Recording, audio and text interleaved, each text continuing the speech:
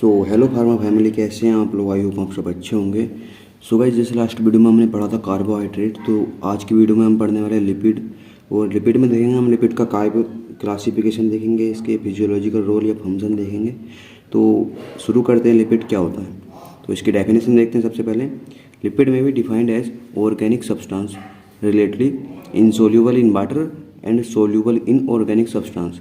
तो लिपिड क्या होते हैं? लिपिड ऑर्गेनिक सब्सटेंस होते हैं जो कि रिलेटेड होते हैं इंसोल्यूबल इन वाटर, जो कि वाटर में इंसोल्यूबल होते हैं और सोल्यूबल होते हैं ऑर्गेनिक सोलवेंट में। ठीक। नेक्स्ट पॉइंट, एक्चुअली और potentially related to fatty acid और utilize by living cell. Actually और पोटेंशियली ये रिलेट करते हैं फैटी एसिड से, और यूटिलाइज मतलब यूज करे जाते हैं लिविंग सेल के द्वारा। तो थोड़ा सा हम समझते हैं, जैसे क्या, अगर लिपिड क्या होता है। लिपिड जैसे हमारी ये होगी, हमारी मान के चलो ये हमारी बॉडी होगी, तो ये हमारी मतलब सेल है, इसमें मतलब सेल है होगी, इसकी हमारी बॉडी सेल से मिलकर बनी होती है। तो लिपिड को हमने सेल में पढ़ा था। सेल मेम्ब्रेन क्या होती है? फॉस्फोलिपिड की लेयर से मिलकर बनी होती है। तो अगर हम मानो कि अगर ये मतलब फॉस्फोलिपिड की लेयर से ना बनी हुई होती और हम जैसे मतलब ये सोल्यूबल होती वाटर में, तो हम जैसे नहाते तो ये सारा तो मतलब हमारी बॉडी धुल जाती, सारी बॉडी धुल जाती। तो ऐसे ये लिपिड क्या होते हैं? ये मतलब इंसोल्यूबल होते हैं वाटर में, तो जिसकी वजह से मतलब ये प्रोटेक्ट करती है वाटर को, और हमारी बॉडी जब हम नहाते हैं तो वो मतलब सुरक्षित रहती है, मतलब माइनस नहीं होती वजन में और अलग तरीक़ों से भी। तो लिपिड की सिंपल डेफिनेशन है जी, मतलब ये इंसोल्यूबल होते हैं वाटर में और सोल्यूबल होते हैं ऑर्गेनिक सॉल्वेंट में। ठीक। तो अब इसका क्लासिफिकेशन देखते हैं। Lipid are broadly classified into simple, complex, derived and miscellaneous lipids. तो लिपिड को क्या है, फोर टाइप में डिवाइडेड करा गया है: simple, complex, derived and miscellaneous lipid.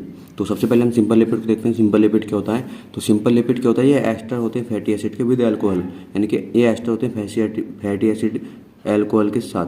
तो ये फर्दर डिवाइडेड हुए हैं टू टाइप में। नंबर एक पड़ा था हमारा फैट एंड ऑयल। तो फैट एंड ऑयल को देखते हैं। ये ester of fatty acid with glycerol. ये क्या होते हैं? फैट, ये एस्टर होते हैं फैटी एसिड के विद ग्लिसरॉल के साथ। And fat is solid and oil is liquid at room temperature. Fat solid होता है, जैसे क्या फैट में हमारे आ जाते हैं घी हो गया हमारा, और ऑयल हो गया जैसे। तो घी क्या होता है? मतलब सॉलिड होता है, रूम टेम्परेचर पे आपने देखा होगा घी जम जाता है। लेकिन ऑयल क्या होता है? ऑयल को हम जब भी जहाँ भी रखेंगे तो वो हमेशा लिक्विड की तरह वर्क करता है। तो ये फैट होते हैं। और दूसरा इसका टाइप है वैक्सिस। तो वैक्सिस क्या होते हैं?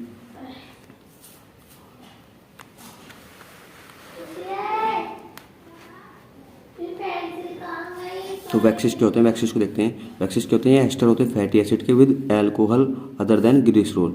ये क्या होते हैं? ये एस्टर होते हैं फैटी एसिड के विद अल्कोहल के साथ। जहाँ के हमारे फैट क्या होते थे? फैट थे हमारे फैटी एसिड के साथ, ग्लिसरॉल के साथ थे।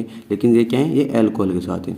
दीज अल्कोहल में भी एलिफैटिक और alicyclic sterol alcohol is most commonly found in waxes. ये क्या होते हैं? ये एलिफैटिक और एलिसाइक्लिक होते हैं, और इसमें जो अल्कोहल होता है ना, वो सिट्रिल अल्कोहल होता है, जो कि मोस्ट कॉमनली फाउंड होता है इन वैक्सिस में।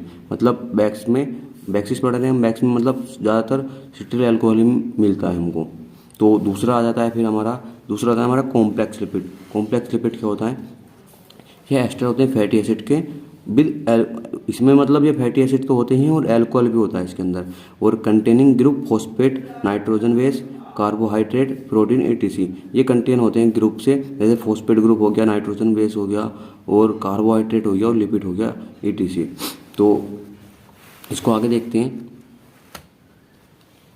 इट इज़ फर्दर क्लासीफाई, इनको फर्दर क्लासीफाई किया गया है। नंबर एक पर आते हैं हमारे फॉस्फोलिपिड, ग्लाइकोलिपिड और लिपोप्रोटीन। तो इनको अब थोड़ा थोड़ा पढ़ते हैं, मतलब ये क्या क्या होते हैं। सबसे पहले यहाँ पर हम देखते हैं फॉस्फोलिपिड। फॉस्फोलिपिड क्या होता है? Phosphoric acid and frequently nitrogenous base with addition of alcohol and fatty acid. ये क्या होते हैं? फॉस्फोरिक एसिड और फ्रीक्वेंटली नाइट्रोजन बेस होते हैं, किसके साथ? Addition of alcohol and fatty acid के साथ। ठीक। एंड ये फिर फर्दर डिवाइडेड हुए हैं टू टाइप्स में। नंबर एक पड़ता है हमारा ग्लिसरोफोस्फोलिपिड एंड दूसरा था स्पिंगोफोस्फोलिपिड। तो ग्लिसरोफोस्फोलिपिड क्या होता है, these phospholipid contain glycerol as alcohol. ये क्या होते हैं, ये कंटेन होते हैं ग्लिसरॉल एज एल्कोहल के साथ, जिसका एग्जांपल है lecithin and cephalin. Okay, and next sphingophospholipid. Sphingophospholipid क्या होता है, this phospholipid contain sphingosine as alcohol. जैसे कि हमारा ग्लिसरोफोस्फोलिपिड था वो ग्लिसरॉल के साथ था, और ये क्या है स्पिंगोफोस्फोलिपिड क्या है, स्पिंगोसिन के साथ एज एल्कोहल के साथ है, जिसका एग्जांपल है स्पिंगोमाइलिन। ठीक, इसका सेकंड पार्ट देखते हैं। जैसे कि हमारा फोस्फोलिपिड 3 क्लासेस में डिवाइडेड करा गया था फर्दर, तो उसका सेकंड पार्ट है ग्लाइकोलिपिड। तो ग्लाइकोलिपिड क्या होते हैं, glycerol and phospholipid are absent. तो ग्लाइकोलिपिड्स में क्या होता है, ग्लिसरॉल और फोस्फेट क्या होते हैं, एब्सेंट होते हैं। This lipid contain fatty acid, carbohydrate and nitrogenous base. ये वाले लिपिड किससे कंटेन होते हैं, फैटी एसिड से, कार्बोहाइड्रेट से और नाइट्रोजन बेस से। Alcohol is sphingosine, so it is also called ग्लाइकोस्पिंगोलिपिड।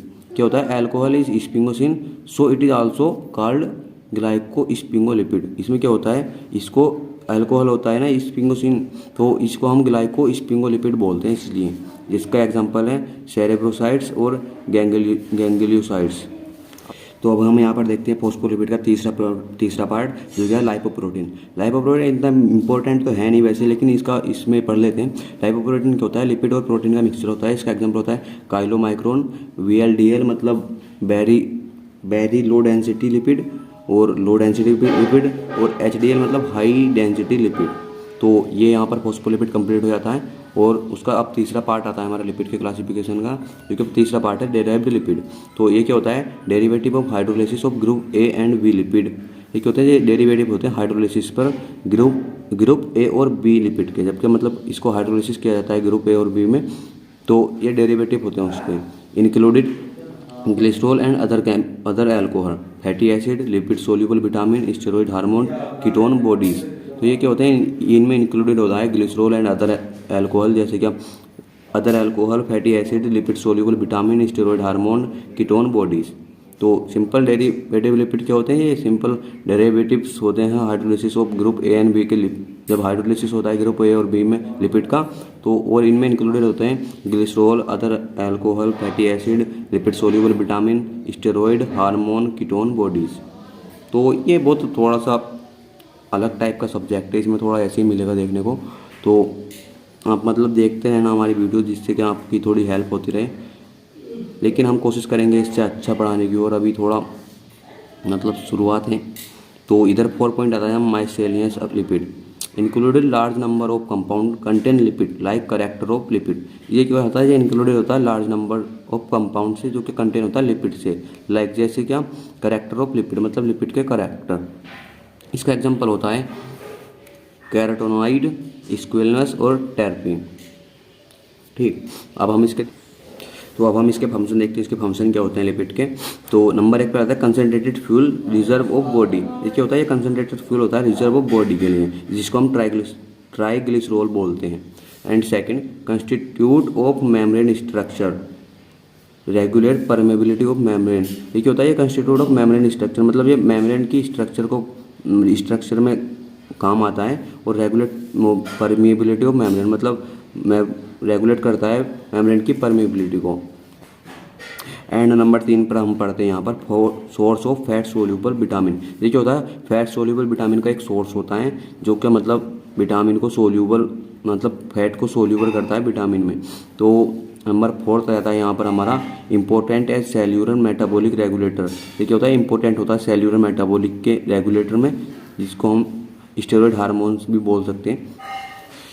And number 5 यहाँ पर हम देखते हैं serve as insulating material and give shape and appearance to body. ये करता है इंसुलेटिंग मटेरियल की तरह काम करता है, गिव शेप और शेप देता है अपीयरेंस टू बॉडी, अपने आप स्वयं बॉडी को ये शेप देता है। तो यहाँ पर इसके फंक्शन हो जाते हैं ये। तो अगर आपको अच्छी लगी हो वीडियो तो बताना, और कोई डाउट हो आपको तो मतलब हमारे अबाउट सेक्शन में एक नंबर है, वहाँ पर आप मैसेज कर सकते हैं व्हाट्सएप पे या फिर कॉल करके पूछ सकते हैं। तो अबाउट सेक्शन में जाके आपको नंबर मिल जाएगा, बता देना। तब तक के लिए बाय बाय। और नेक्स्ट वीडियो में हम पढ़ने वाले फैटी एसिड, जो कि मतलब लिपिड का ही एक अच्छा सा पार्ट है, पूछ लेता है कभी कभी। तो फैटी एसिड देखेंगे नेक्स्ट वीडियो में। तब तक के लिए बाय बाय।